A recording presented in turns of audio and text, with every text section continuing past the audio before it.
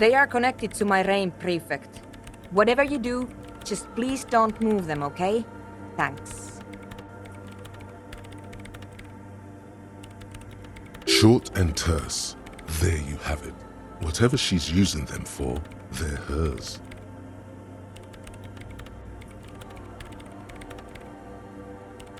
Great.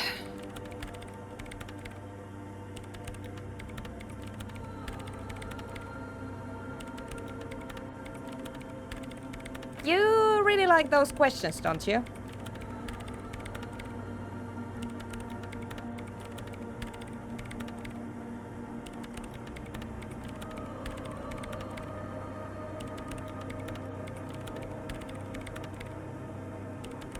I'm conducting scientific research here. You can't throw me out. I'm looking for the location of a 2mm hole in the world. She's looking for a disruption in the radio waves. That's what her personal log said. The lieutenant raises his brows, but doesn't say anything.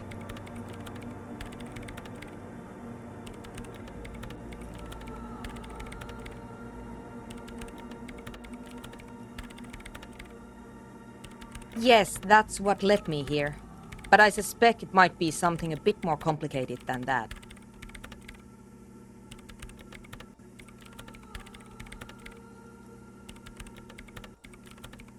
Exactly. What does it mean? Up to now, it has been impossible to say what it is because it's impossible to measure nothing.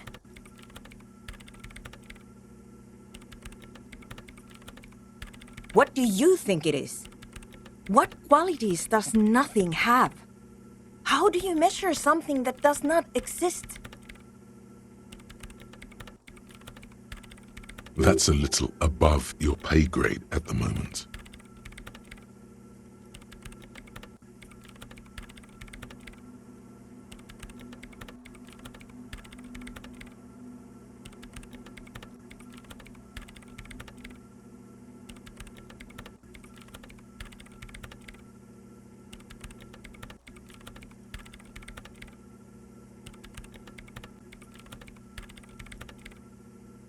I don't know. Are we? That's what I'm trying to figure out here. But how do I figure it out? You measure it by its surroundings, by that which does exist, which is what I've been trying to do. I've tried using hydro transducers to record the silence, to find out where it begins. Hydro transducers. So that's what those water basins are. Devices for recording sound through water. But honestly, it's not progressing very well.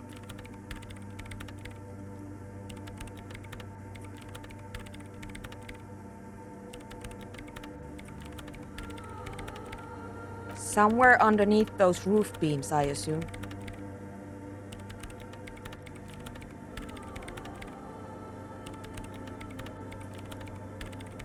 Only a faint crisscross of rafters can be made out from the dark, most of the tower disappearing into the shade. Strange things may flourish in the dark.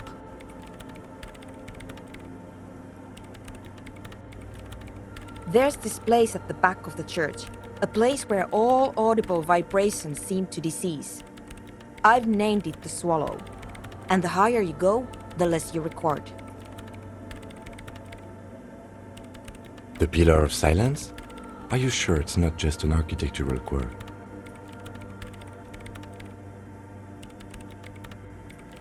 Maybe, but it's oddly close to the physical coordinates of the data loss that led me to this place.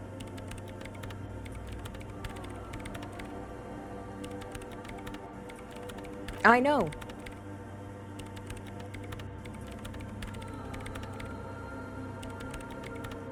No, I don't. She sounds mildly annoyed by this line of questioning, her hands typing hundreds of commands into the machine.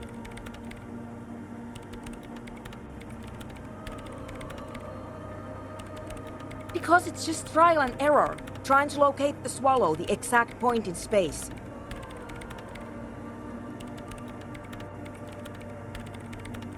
And I don't have a... You know what? It would be really helpful if you could just stop talking and let me work.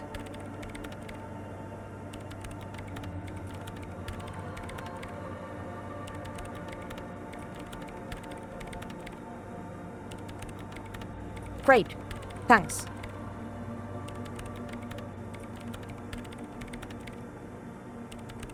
What? I hate it. I bet she hasn't even heard it.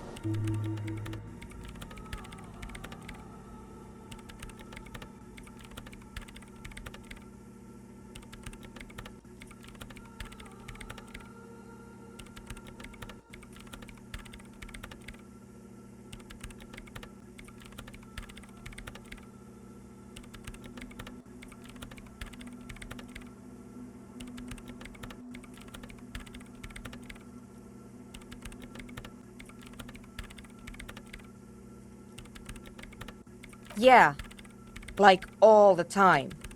My tent neighbors don't really ease up with their partying, do they?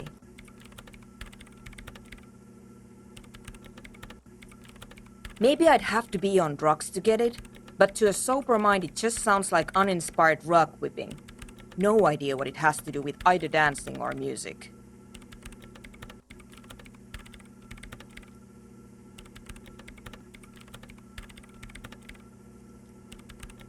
This is about those speed freaks in the tent, isn't it? I've got some news for you. It's not a nightclub they want to build here.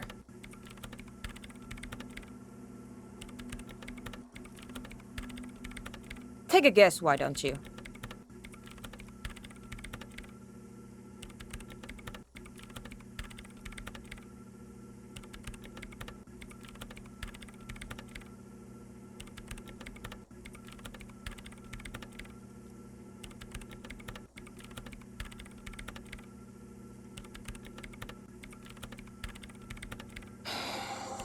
I can't believe they got you so easily. Go have another talk with those up-and-coming entrepreneurs, will you? Thanks. Good luck. I'm not coming in there.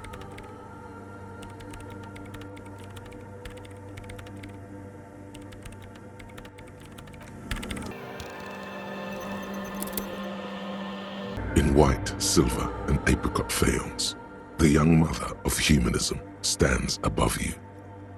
A crack runs across her body. She is impossibly tall, oval-faced and sad, a dark and radiant majesty. This is her innocence, Dolores Day. Cradled in her arms are a pair of glowing lungs, clearly visible from underneath her flowing dress. You should kneel. Your knees touch the floor. The floorboards are hard and cold. There you kneel among the snowdrifts, diffuse light falling on your hands from beyond the glass. The world is silent, but for the creaks and cracks of the massive wooden structure behind you, it covers you from the wind outside.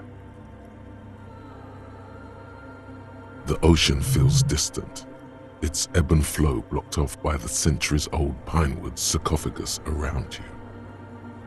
In the darkness, you sense her eyes on you, inspecting you with their multicolored glass, as if you're a bug under a microscope.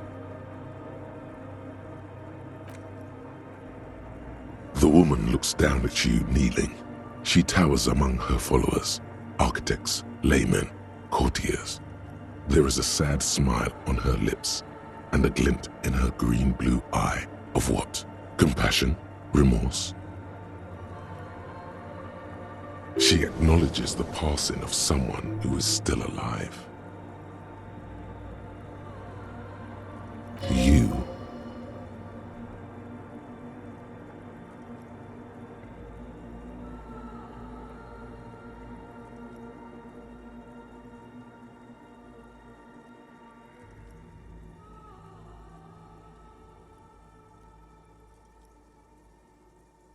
As that terrible word passes through your mind, the lieutenant draws an X-shaped cross from shoulder to shoulder. Your fingertips touch your chest 4 times. Then you rise from your knees into the apricot-colored light of the window. Above you, the woman still smiles her distant smile, sundered by the crack in the glass.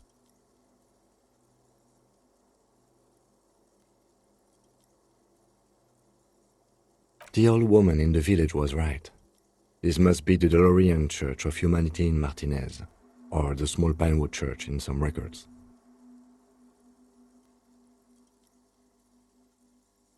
It's a minor landmark, not easy to find. Most maps misplace it. It was built not long after Ravachol's founding, 300 or so years ago, by first-generation settlers. On the coast of an uninhabited archipelago where only animals had roamed before, in the wild reeds. There used to be 7 stave churches on the coast. Lesetsa, they call them, the 7 sisters. Only one remains. The rest were burnt in the revolution or used for building materials. We should be respectful here, although the building appears to be deserted. I do not believe we'll find anything connected to the lynching here. Something else, perhaps? Respectful? Is the lieutenant a follower of DeLoreanism? A pang of guilt. The lieutenant is leaving something out.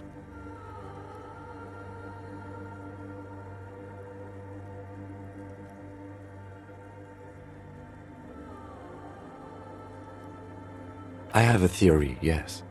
There was a police raid a while back. I heard the place was shot to pieces.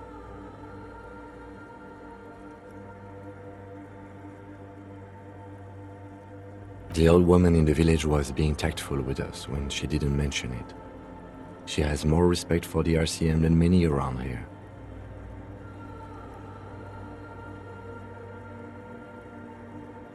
Well, your station was involved, I hear, although I can't be sure. How come the lieutenant isn't sure? Is this confidential information? 3 precincts were involved in the raid, and people say Precinct 41 was one of them.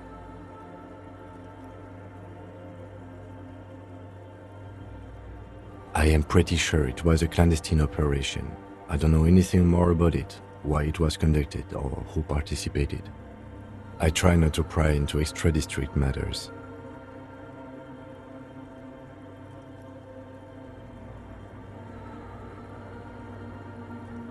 Good luck. You will not get information on a confidential operation from your station secretary just by calling. If you really don't remember, it might be better to keep this one forgotten.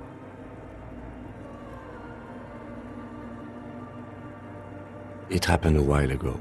It's unimportant to our business in Martinez now.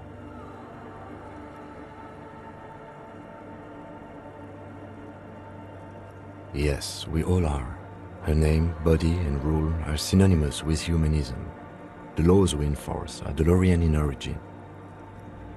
The woman looks by in silence, smiling enigmatically.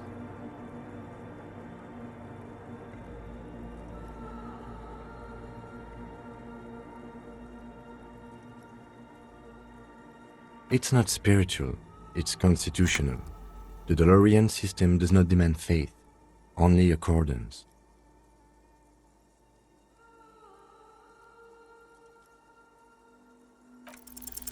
Despite the damage you've done to yourself, the title appears lodged in your hippocampus. This is Her Innocence Dolores Day, the innocence of humanism, internationalism, and the welfare state. Perhaps the most famous human being ever to have lived. No amount of Commodore Red can wipe her sad smile from your brain thing.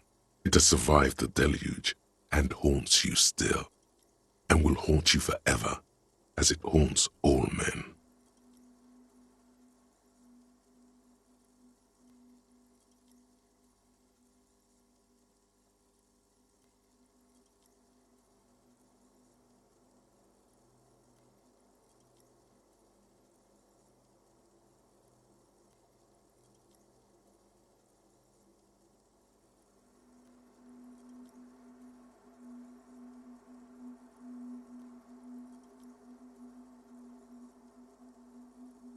the highest category of historic individual, an embodiment of the world spirit.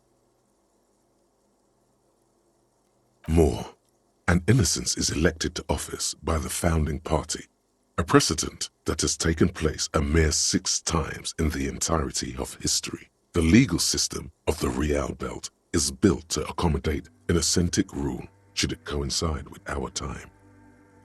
An innocence is infallible. The decisions made by one are not decisions. They are inevitabilities. What would have happened anyway? Only accelerated, packed into decades instead of centuries. An innocence is a continuous, compressed event, a sacred human being. It is an honor and a glory to live when one is in office.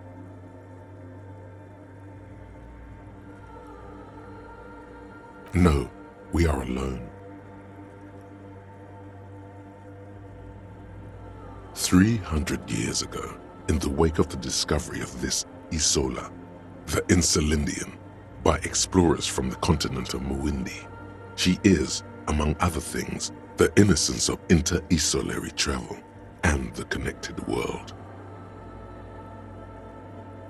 Many things, you know she was a woman of the court, the wife of an influential Marchese, and eventually the principal advisor to Irene La Navigateur, Queen of Suresnes, modern-day Sir Laclais, also that she was gorgeous beyond beauty. Draped in ancient sadness, are you sure you want to remember this bit of historic trivia?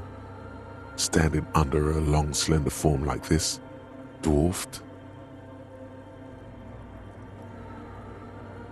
Yes! Big bummer! Boring history! Gonna keep it light, man! Keep it moving! Get fucked up instead!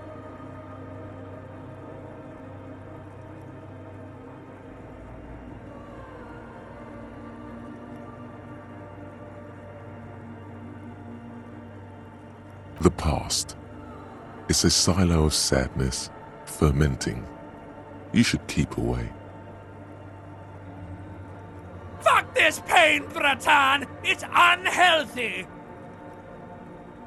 No, you must know.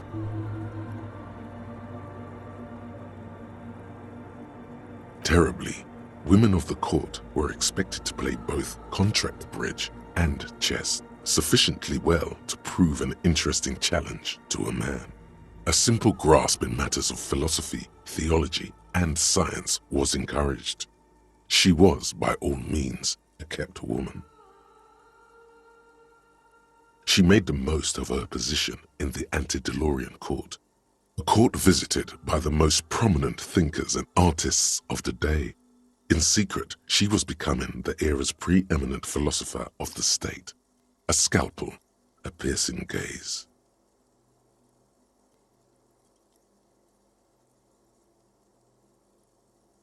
She was an almost preternaturally magnetic and intelligent individual. To her contemporaries, she appeared out of time, a messenger from the future of the species. We all fell in love with her, head over heels. Even before she was declared an innocence, her influence was tremendous.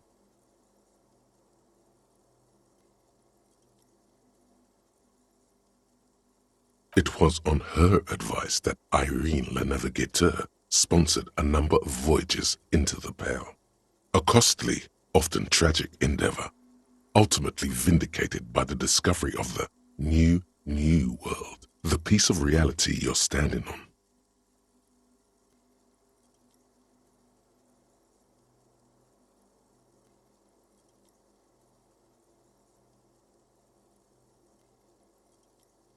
She was crowned 2 years after the first expedition returned, setting in motion what is widely considered the greatest era in history, the DeLorean era.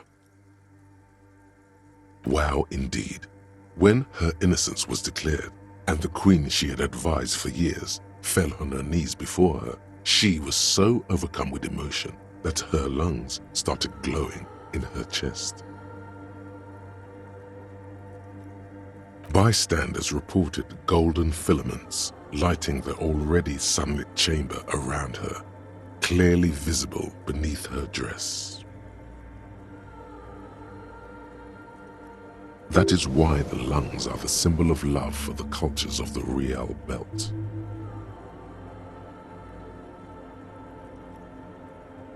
As did we all, the lands of the Mesk and the Occident, and even far away Supramwindi, altogether 21 of the 40 mundial nations of the time, immediately accepted Innocentic rule, even before her crowning. In a city called Advesperaskit in Vesper Messina, her homeland, the name of the city means evening comes, but it happened on a winter's morning, with the canals frozen and slush falling out of the sky. She was dressed in a white and pearl dress on an emptied-out plaza with the crowd far away. Already, her Theriers, the secret servicemen of the Innocents, were worried about an assassination attempt.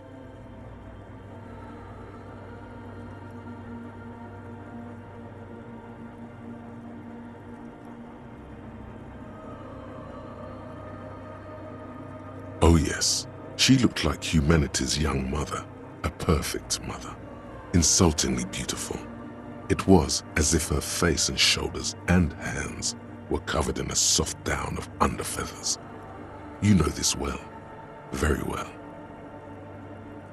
Midwinter snow was beating the cobblestones around her. A small attaché of officials stood by as her Theriers placed a white gold wreath on her head. The crowning was mostly witnessed by secret servicemen.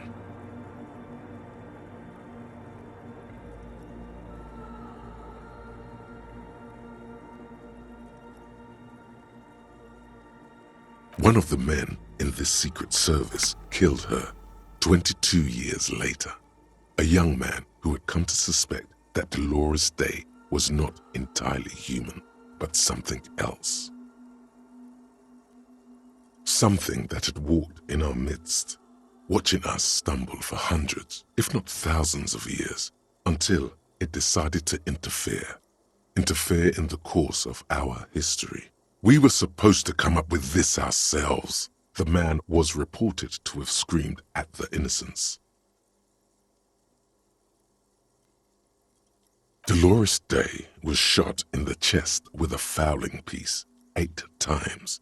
The man, thought to be insane, said he once touched her and her body had been unnaturally warm, like a furnace, and that sometimes, while on duty, he observed her forgetting to breathe for over 10 minutes.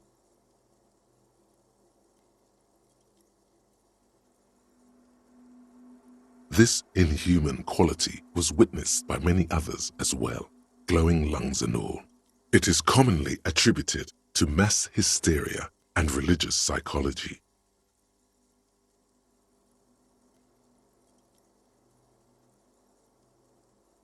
Terrifying is a term too emotionally charged for your semantic memory, or what remains of it.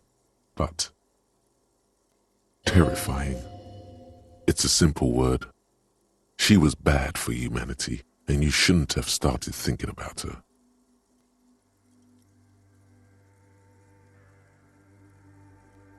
You already do.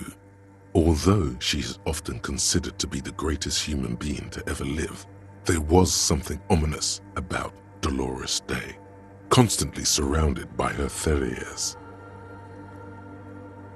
She was the most socially secluded and least self-aware of all the Innocences. Some modern thinkers would consider her a war criminal for the campaigns she waged against the Mesk state, and then there were the resettlement programs.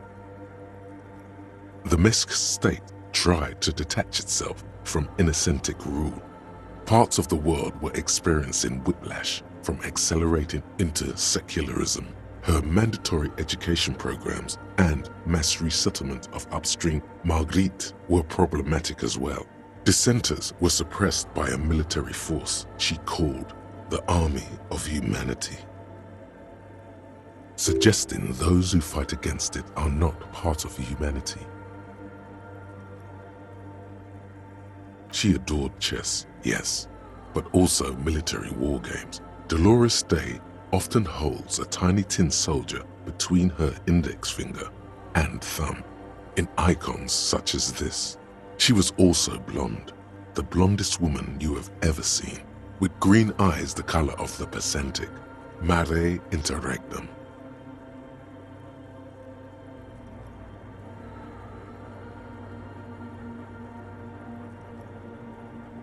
Little is known of her Marchese husband.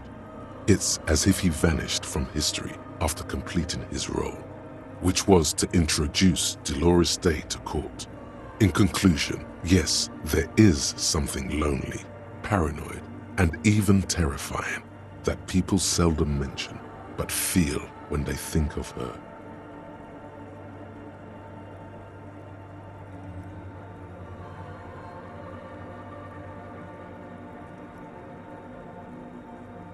This subtle terror is part of her iconography.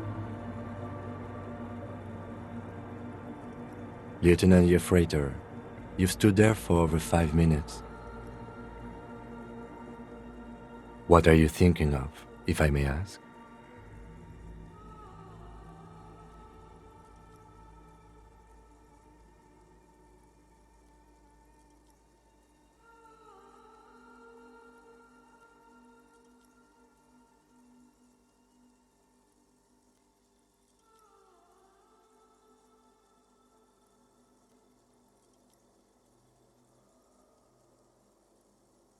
She's been dead for 300 years. I am almost 1,000% certain she isn't connected to the case. None of this is, in fact. This church, the coast, this isn't a good place to get lost in.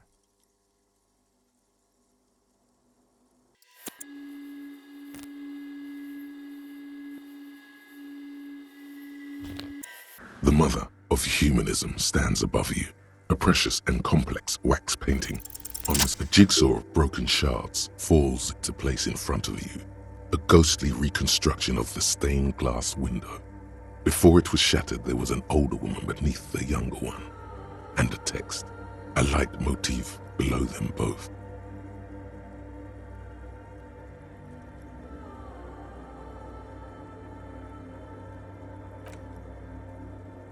Unknown.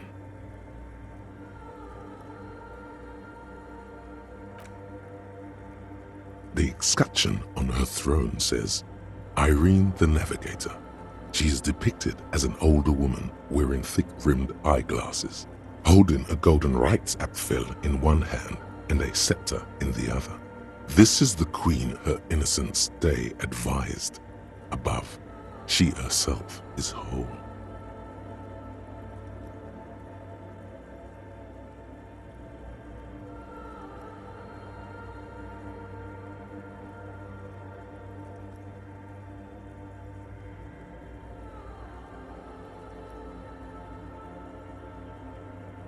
Small figures of wise men, common men, worshippers walk up the stairs to stand at her feet. Secret servicemen, farriers, stand in a row guarding her. It must have taken years to produce this work in all its dizzying detail.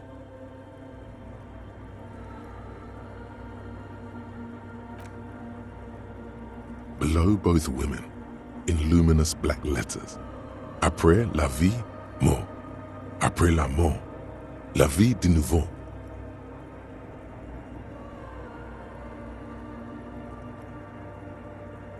And then along the left side, après le monde, la gré. Après le gré, le monde de nouveau.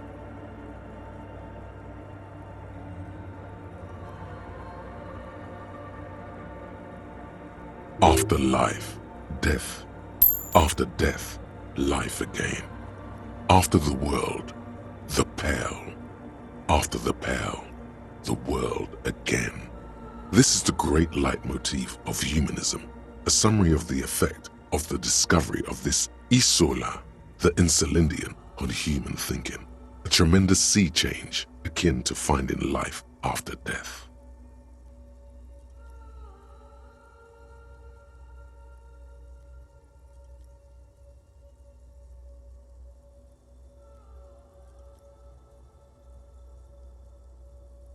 Death, life again. After the world, the pale. After the pale, the world again. This exaltation is common in Dolorian sacralism. In the early years, it was even incorporated as the RCM slogan. No more, however. It was deemed subservient to use a strongly moral intern-related motto. We already suspected of bootlicking. The sentence was also seen as too feminine. It was a macho thing.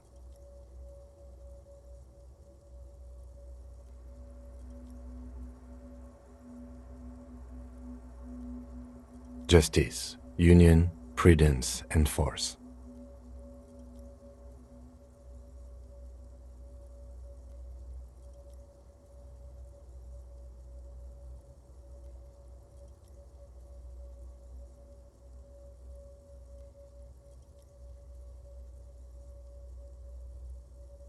So do I. The mother of humanism towers above you, a wax painting on a cracked pane of glass. Nothing has changed in her expression.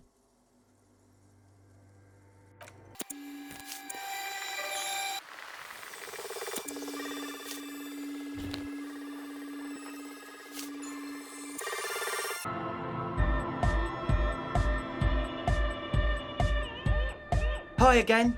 So, how are things going? And? What happened? Oh man! Who is he? What did you think?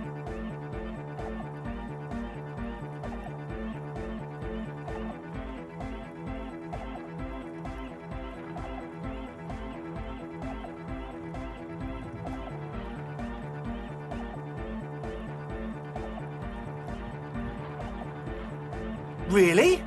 Huh. Interesting. What's he doing in the church?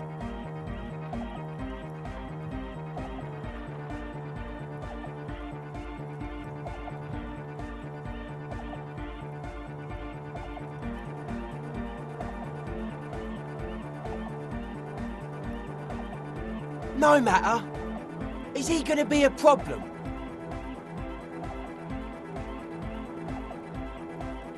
Yeah, Noid is right. Let's get back to the point. What are we gonna do about him? These guys will never catch him. You will never catch him. There's nothing to do.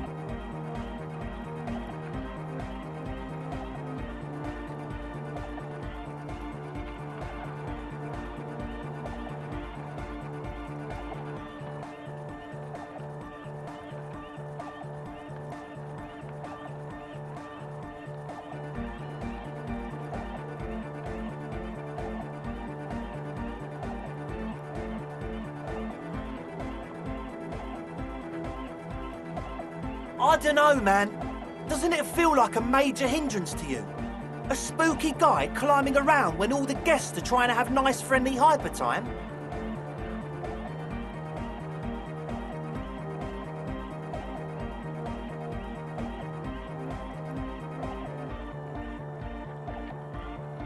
I guess it's not a massive problem, now that I think of it.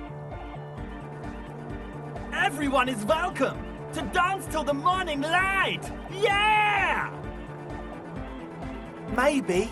I guess we'll figure something out. Okay, but what about the other spooker? The one in Grandma's clothes? Did you see her?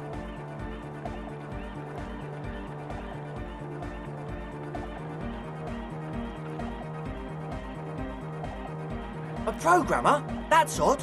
What was she like? Did you ask her about the nightclub?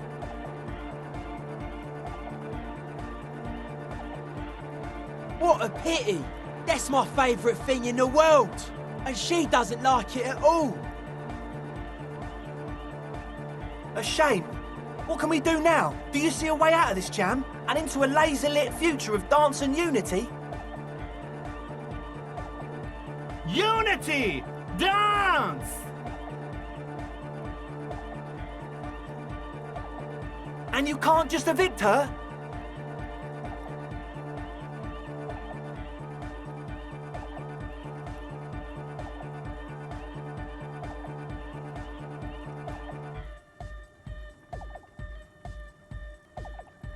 Look at you, honour man. No, Noid. He's right. Maybe we've approached it the wrong way after all. I'm sure there's a workaround. We can make a deal not to bother her.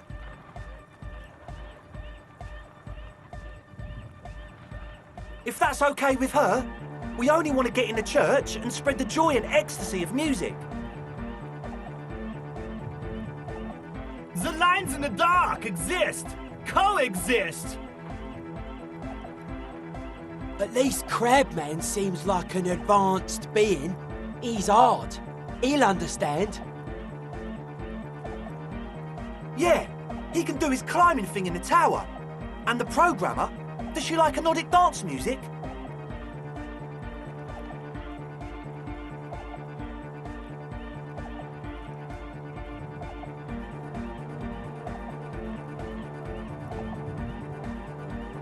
Wonderful!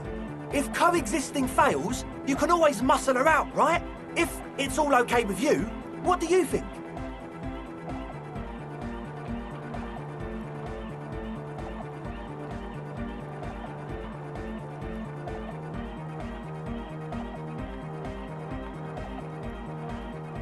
Excellent! Good luck, my friend.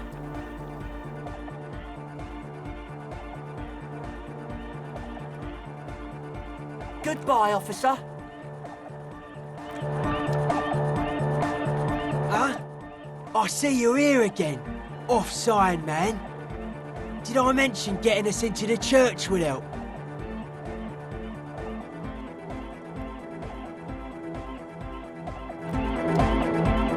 The large-headed youth has closed his eyes, lost in the music. Sensing you, he opens them. Incremental progress! Yeah!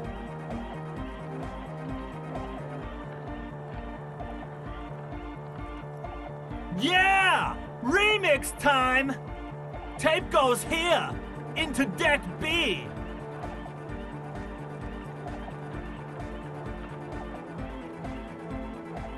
A hand on his ear, he listens to the audio through his headphones and shouts.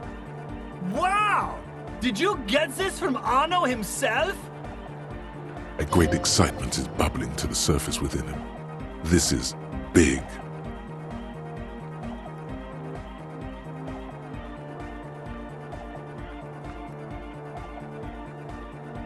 Listen, I'm just going to show it to you. Ready?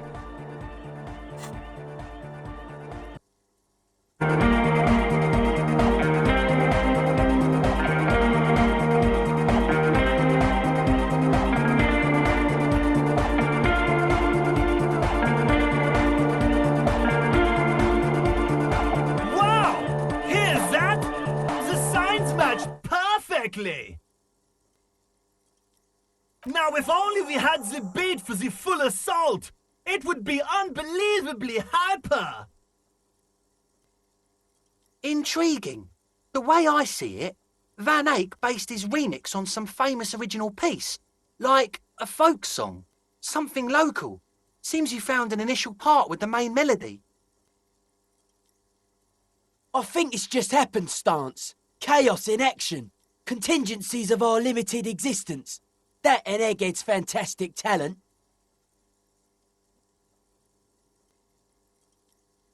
Noid's right. Egghead's technical talent is the key. Something mysterious is going on here.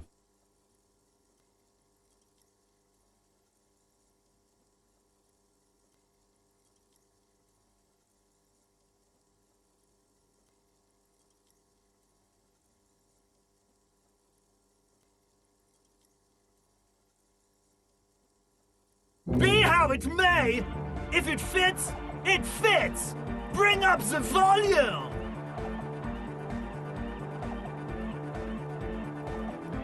What about the bass? Do you have any ideas for that? Yeah, I remember. You said it needs more bass.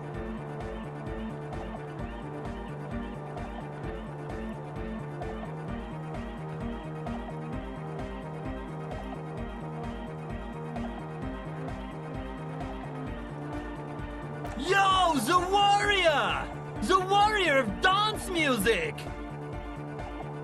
Don't be too hard on yourself if you don't figure it out. I think the jam's already pretty ultra. But it could be hyper hardcore!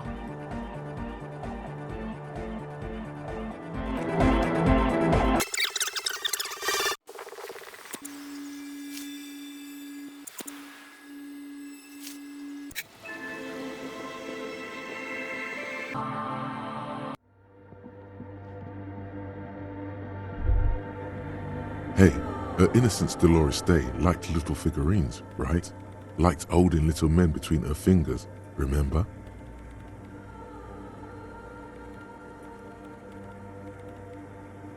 You have the Headless Falcon Rider figurine. You should give it to her. Win her back.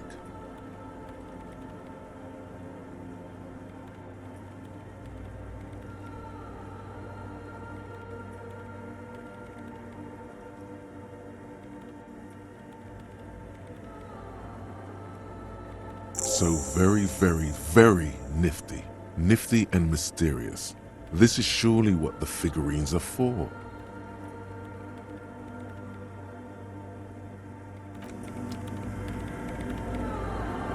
Yes, what is it?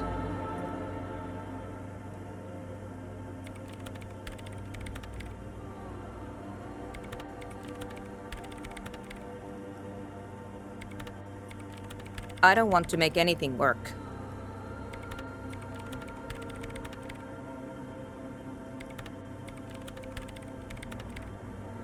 Yes, anything.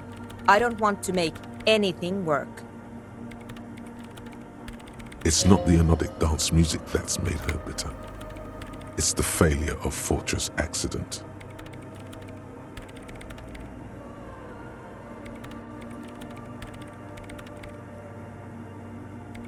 That's right. If we couldn't get our Welkins to happen, I don't want anything to happen. Ever again. There's not a trace of irony in her voice. She means it.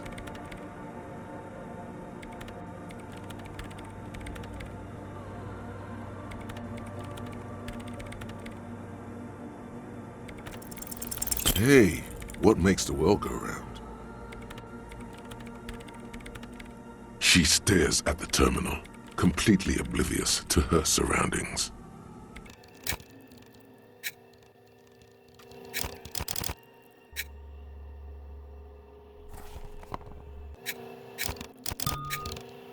Yes, what is it? Easy. When her research is done, she can move out.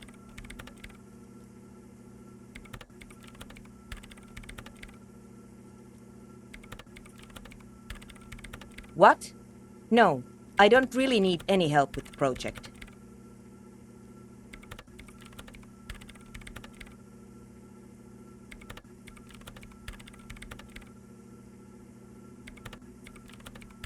She thinks about it. A glassy look in her eyes. A gust of wind brings more snow in from the broken gallery. It touches her hair. All right. Bring me the game's offside copy from my old workspace, if you really want to help. It's stored on a filament memory, and I'm unable to go and fetch it myself.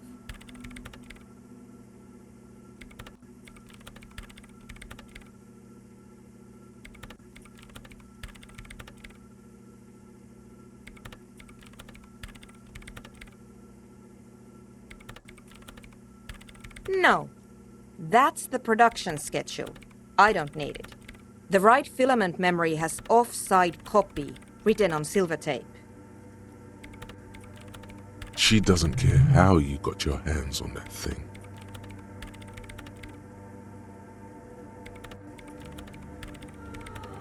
It's a backup of my former employer's project, the radio game we were working on.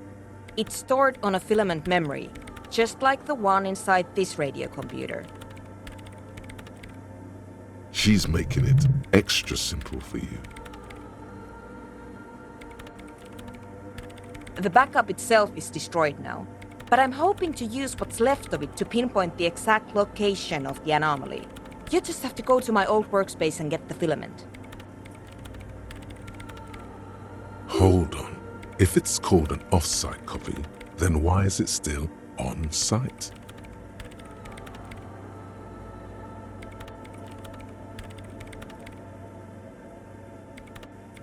Oh God, not this again. It is not on-site.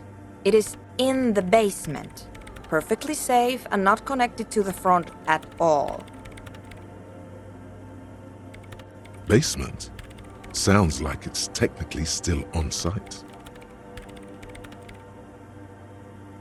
And no, taking it outside the building wouldn't have protected it from the data loss. There's nothing wrong with keeping the backup in the basement. What happened was a freak accident that has nothing to do with how the backup was stored.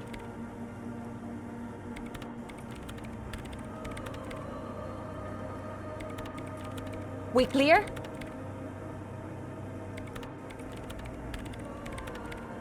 This is clearly a painful topic for her. She must have had to explain herself numerous times.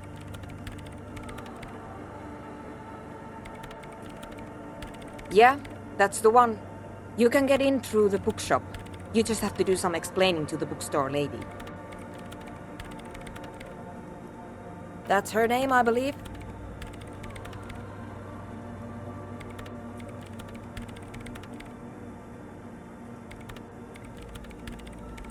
Good. Then you might know the giant ice bear fridge in the building's cellar. The filament is inside the fridge. Just go and get it.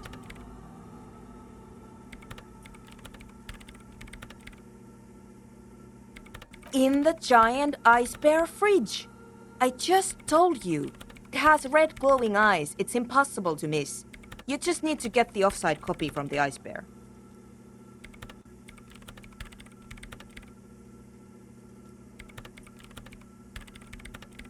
The bookstore lady hates me. Says I'm part of the curse, whatever that means.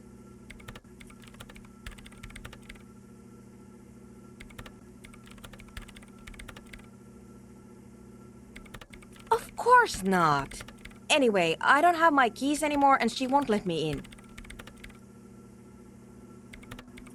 Because she's from Martinez, and people from Martinez have never ever seen a radio computer. She thinks it emits elemental evil.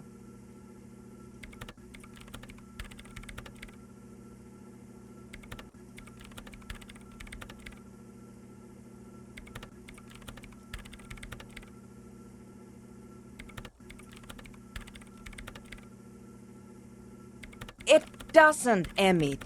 It receives. You sound just like her. She started praying when she first saw my rain. Turned to higher powers.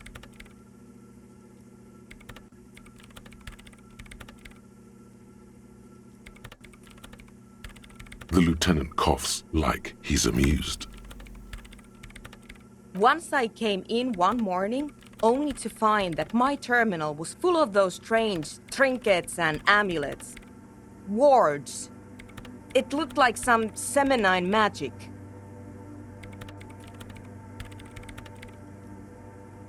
Thanks.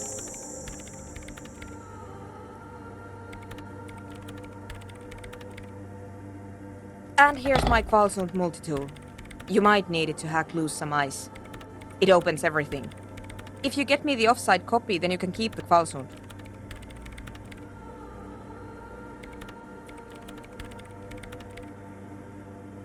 It hurts a bit for her to say this. She's not too happy to be parting with the Kvalsund.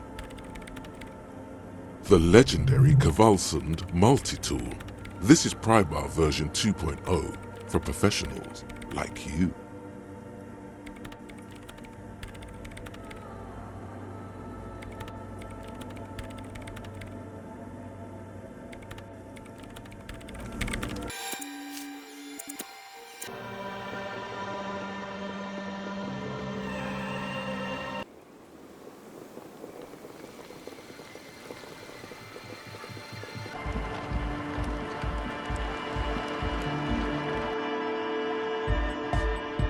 Hi again. So, Yes? What's the deal?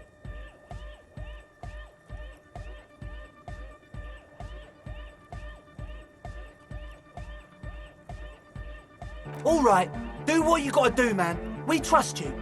If you need any help, let us know. Goodbye, officer.